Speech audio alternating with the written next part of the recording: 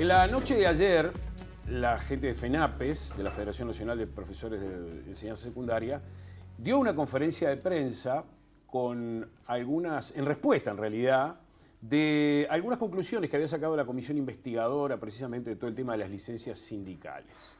Está con nosotros Emiliano Mandassen. Muy buenos días. ¿Cómo estás? Buenos días para ustedes y gracias por el espacio. De FENAPES, precisamente, para charlar sobre esa respuesta, digamos, a las acusaciones, porque podemos decir formalmente que han sido acusaciones de la comisión investigadora. Pero yo te pediría, Emiliano, que primero pongamos en situación a la gente, sobre todo que de repente no está muy enterada de este tema, de por qué se forma, cuáles son las acusaciones concretamente, brevemente, y cuál es la respuesta, ¿no?, de parte de la Federación Nacional de Profesores. Bueno, para poner en situación a la audiencia, hubo toda una situación con espacios de formación y espacios de salud laboral y espacios donde la Federación recorría con sus delegados por todo el país, tratando de trabajar en comisiones que estaban previstas por la propia normativa, y muchas veces en negociaciones con el extinto Consejo de Educación Secundaria, donde más allá de las horas de licencia global que había, el Acta 90 en toda su construcción prevé licencias puntuales para que se pueda actuar a nivel sindical, siempre en un entorno bipartito.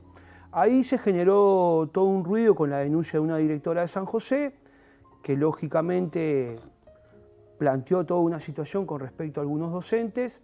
Esa situación se manejó muy mal por parte de algunos legisladores, se aprovechó políticamente, se instala una comisión investigadora que se aprueba por parte del oficialismo.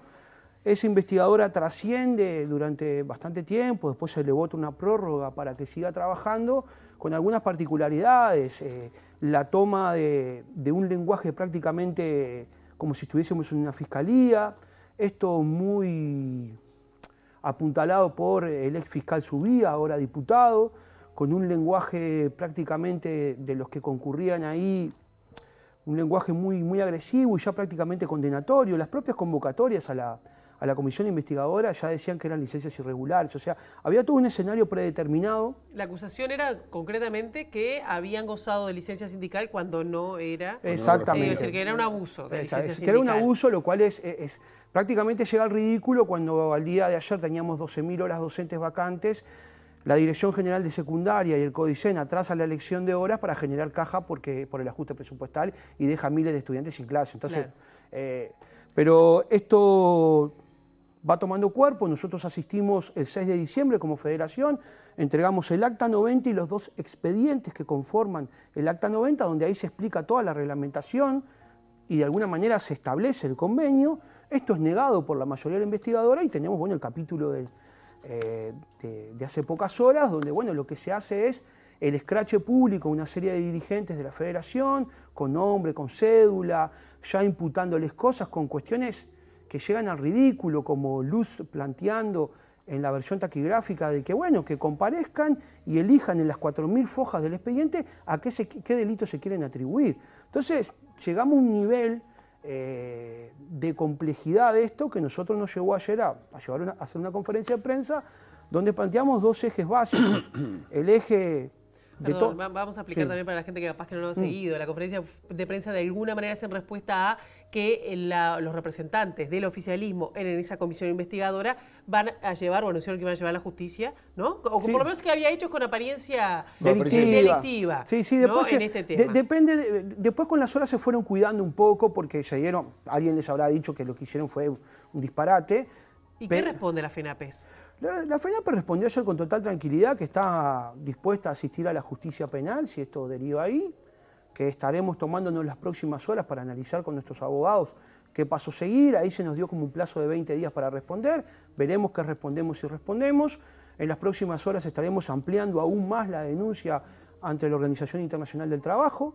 Creo que tendría que haber una gran preocupación de todo el espectro político uruguayo con lo que va a pasar en la OIT, porque el Uruguay, que es un ejemplo en relaciones laborales, en construcción de derechos a lo largo de su historia, termine en la lista negra de la OIT por este delirio político y estas ansias de protagonismo de alguna gente, me parece que sería bastante preocupante. Pero nosotros con mucha tranquilidad ya le explicamos, y el otro paso que dimos fue decir, bueno, esto es parte de una persecución político-sindical que lo que intenta es acallar un sindicato que está siendo muy crítico con esta gestión, con esta forma de proceder tanto en 3 niveles de ajustes: el ajuste de derechos, un ajuste pedagógico que lo vamos a ver y lo estamos viendo en su despliegue con un documento como el de la reforma curricular, y con un ajuste presupuestal feroz. Entonces, ante eso y ante no tener argumentos para intercambiar, porque el problema es, si nos podemos sentar a intercambiar sobre los elementos de fondo de la educación pública, bárbaro, pero como no hay argumentos como para contraponer, se busca este tipo de andamiajes que, bueno, las operativas son muy jodidas. ¿En qué sentido? Y perdón el término, ¿no? Hay un andamiaje tan profundo que información que sería de secreto de la comisión se filtra constantemente a determinados medios.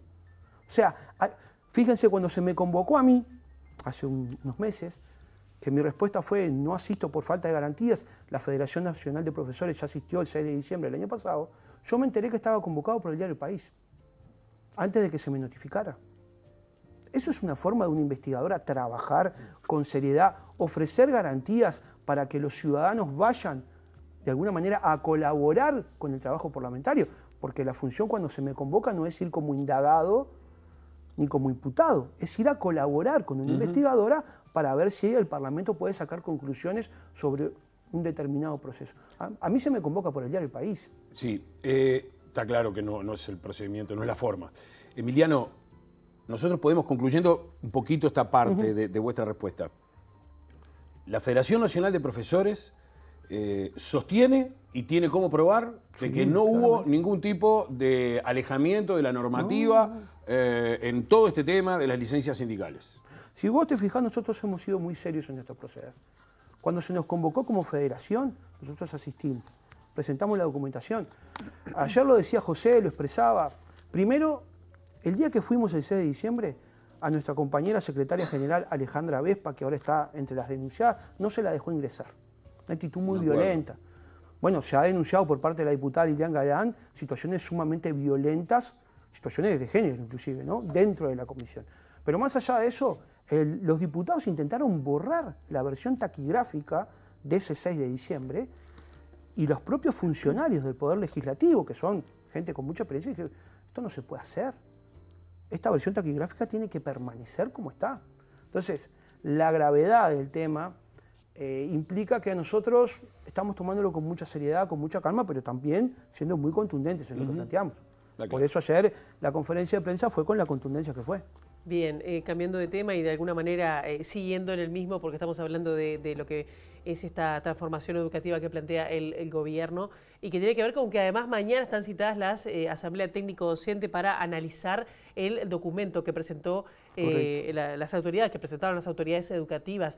¿Cómo están evaluando este proceso, que además ha sido ya desde los representantes docentes, desde las propias ATD, que en un día no se puede resolver o opinar sobre lo que están planteando? ¿Van en la dirección correcta? ¿Cuál es la posición de FENAPE respecto a eso, Mandasen? Bueno, nosotros tenemos una posición muy clara. En el día de domingo tuvimos una Asamblea General de Delegados donde evaluamos el tema. Nosotros respetamos mucho la institucionalidad de la ATD, pero evidentemente esta transformación educativa, que yo creo que es la instalación de un modelo conservador, de transformador tiene poco, tiene de retroceso. ¿En qué aspecto? Bueno, en aspectos fundamentales como tratar de establecer que las competencias sean el eje primordial de la construcción de la currícula. ¿Por qué? Porque las competencias lo que terminan es aplicando, o sea, haciendo a los estudiantes trabajar siempre en ese famoso que se dice mucho como un eslogan, la solución de problemas, ¿no? Pero sobre escenarios predeterminados siempre. ¿Tá? Entonces, cuando uno somete el conocimiento a las competencias, lo que está haciendo es que los estudiantes no puedan transformar escenarios, no puedan construir escenarios. Lo único que permite transformar escenarios de una visión... ¿Qué sería lo de competencias? Para hacerlo más claro, que a veces... Las competencias son lo que están diciendo algunos promotores de la reforma, que aprendan a adquirir habilidades de comunicacionales, de convivencia, cosas para solucionar problemas concretos. Lo que no dicen es que esos problemas concretos siempre van a estar sobre escenarios predeterminados que ellos no van a poder modificar. Lo único que permite modificar escenarios en la realidad es el conocimiento. Entonces, competencias vamos a adquirir todas y vamos a adquirir mucho más competencias de las que dice el propio documento. El problema es que se vulnera el conocimiento, se vulnera la disciplina, se vulnera el acceso democrático al conocimiento. Quiero volver a lo otro. La Asamblea Técnico-Docente es un espacio muy valioso, que hay que respetar su institucionalidad y hay que respetar sus tiempos.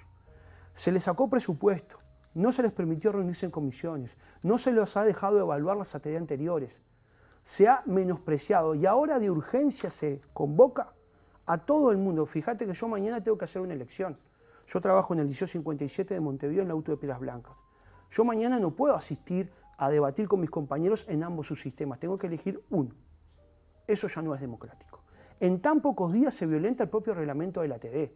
¿Por qué se hace la consulta rápidamente? Porque van a tener que meter por la rendición de cuentas de ahora algunos aspectos de la reforma, por ejemplo, financiación. Y ahí tenemos un grave problema. Nosotros hace mucho tiempo que pedimos un préstamo que llegó del Banco Mundial, que el Codicen lo que nos contesta es que está en proceso de traducción, donde está la reforma estructurada. O sea, acá no se hace una reforma autóctona con pedagogía nacional, tratando de establecer elementos de construcción colectiva sobre una reforma. Acá se maquilla una reforma importada desde los organismos internacionales de crédito, principalmente del Banco Mundial, con algunas citas de Rodó, de Reina Reyes. Yo creo que llamo a la reflexión de que nos saquen un spot invocando a Julio Castro, porque sería el colmo de los colmos. Pero lo que estamos estableciendo acá es una reforma que deteriora los contenidos y priva del acceso democrático al conocimiento a absolutamente todos los ciudadanos. Acá te quiero contar una cosita, porque acá dice que la propuesta curricular vigente es un factor de expulsión de miles de estudiantes de la educación. No es cierto. No es cierto. Es totalmente falso. Pero igual es verdad que hay una alta deserción. Pero lo que pasa es que la desvinculación tiene que ver con las condiciones materiales en las cuales estudian los chiquilines. Porque de una vez por todas nos tenemos que sincerar un poco. Ustedes habrán informado en estos días los índices de pobreza infantil, el manejo, voy a permitirme el término, aberrante de la vicepresidenta con respecto a esos números. Entonces discutamos en serio cuáles son las condiciones materiales sobre las cuales esos estudiantes van. Porque hay lecturas muy claras. Entre el sector privado y público, a mismo contexto socioeconómico, no hay diferencia de resultados. A mí me gusta hablar de aprendizajes. Entonces, ¿cómo seguimos metiendo el mito de que la educación va a poder resolver todas las diferencias de base material de los estudiantes? ¿Cómo un estudiante puede tener un proceso adecuado si pasa hambre? Si no tiene acceso a la salud, si no tiene acceso a la vivienda, si tiene que cuidar a sus hermanos porque sus padres tienen que trabajar 16 horas. Igual es importante, planteo... Discutir la currícula la podemos discutir. Discutir elementos de reforma para mejorar el sistema educativo estamos abiertos. ¿Cómo no? Porque si no estaríamos diciendo que el sistema educativo uruguayo es espectacular. Nadie está diciendo eso. Mejoremos, pero mejoremos con una construcción real. No hay que mentirle a la sociedad, no hay que subestimar a la gente. Que creo que es uno de los grandes elementos de este gobierno, pensar que a través de los cercos mediáticos, de la propaganda, va a dejar de haber lo que es una masa crítica abajo diciéndole no, por acá no. Y hay respuestas muy claras. Las elecciones del Codicen de la ANEP. 73% de los docentes del gremio docente, no solo los sindicalizados, votan a las listas sindicales. Entonces, la realidad es mucho más fuerte. Nosotros vamos a seguir trabajando en torno a eso. ¿Queremos discutir una reforma? Discutámoslo, pero en serio. Estos elementos que propone esta reforma, ¿están contrastados en algún otro país, en algún país con condiciones más o menos parecidas al Uruguay? ¿Tienen idea? Es una receta universal, ¿sí? Nosotros lo venimos estudiando desde el año 2017, con el tema de los libros de privatización y mercantilización que estuvimos publicando como FENAPES. Sí, están estandarizados. Hay algunos países que vuelven hacia atrás, hacia las disciplinas y el conocimiento, porque lógicamente lo que hacen las competencias es estandarizar el conocimiento, entre comillas conocimiento, ¿tá? Estandarizar la solución de problemas y hacer las lecturas de los números mucho más fácil. O sea, los números me van a dar, porque yo lo que quiero es, voy a hacer un término, lo que quiero es pasar un barniz. ¿Tá? No quiero explorar, no quiero construir conocimiento con los estudiantes, no quiero construir conocimiento con todos los sectores de la sociedad. Lo que quiero es una rápida salida al mercado laboral, ¿tá? de los estudiantes. Miren, el Banco Mundial, en un documento del 2021, para Uruguay, usa este concepto: competencias laborales comercializables. Dice que el Uruguay tiene un problema en su estructura de disciplinas y que lo que hay que hacer es darle a los estudiantes competencias, vuelvo a repetir, ¿tá?, laborales comercializables. Escandaloso. ¿Y por qué se tiene que oponer una cosa a la otra? ¿Por qué no pueden ser competencias laborales con generación de conocimiento? Porque si vos me decís que vos vas a construir aspectos de educación técnica, politécnica, profundos, donde estén implicado el conocimiento universal, el acceso a la cultura universal, la literatura, la filosofía, la historia, con después un trabajo técnico de forjar técnicos en metalúrgica, bienvenido sea, ¿cómo bueno, no? Perfecto, eso es. El problema es querer acreditar aprendizajes en primer ciclo o al inicio de la carrera de un estudiante. Es vulnerarlo en su derecho al acceso al conocimiento. No hay problema. La educación tiene que ser politécnica, tiene que ser integral.